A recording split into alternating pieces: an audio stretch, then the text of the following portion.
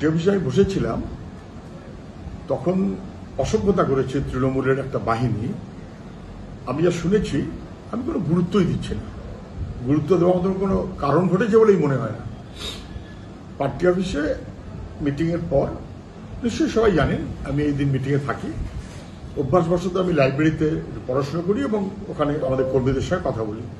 তখন একজন এসে বললো যে কয়েকজন বাইরের থেকে এসে কিছুক্ষণ ধরে নাকি হইচই করছে। তো আমি তো টেরও পাচ্ছি না, তো লাইব্রেরিতেই আছি। কি ব্যাপার? তারপর শোনা গেল যে তারা হইচই করে পার্টি অফিসে ঢুকুঢুকু ভাব করেছে, আমাদের কমরেডরা আটকে দিয়েছে, ওরা তালা মেরে দিয়েছে।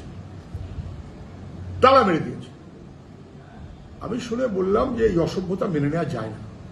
তৃণমূলের কোন নেতা ফুটেজ দিয়ে বড় নেতা হবেন, তার জন্য পার্টি অফিসে এইরকম ভাবে অসভ্যতা করা এবং তালা বন্ধ করা এটা কখনো চলতে পারে না। এবং আমি তখনই বলি যে আধা ঘন্টা সময় কর্মীদের আমাদের খবর দিতে বলেছি। আধা ঘন্টা সময় হয় ওরা চলে যাবে, তালা খুলে দেবে, নাহলে আমরা তালা ভেঙে দেবো। ঝান্ডা ফান্ডা ওরা কি করবে ওরা বুঝবে। তারপরে আপনারা চলে এসেছেন। আমি আধা ঘন্টা ওই রকমই হয়তো 30-35 পরে আমি মিটিং ফিটিং করে যখন নামলাম, কেউ নেই। আমাদের ছেলেরা তালা ইতিমধ্যে যেহেতু তারা তালা খোলেনি ভেঙে দিয়েছে।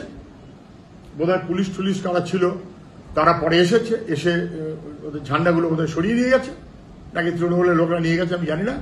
আমি বলছি অসভ্যতা ভবিষ্যতে করা বন্ধ করুন। এটা তৃণমূলের কেউ কোনো একটা পার্টি অফিসের দখলদারি নিতে যাচ্ছেন, তার মতন করে এইসব পার্টি অফিসকে দেখবেন না। সিপিআইএম লাল ঝান্ডা, যেখানে সেখানে যেমন খুশি একটা করে ঝান্ডা লাগিয়ে দিয়ে দখলদারি করবেন। একে তো গাড়ি চালিয়ে অসভ্যতা করেছেন ছাত্রদের উপর, জঘন্য।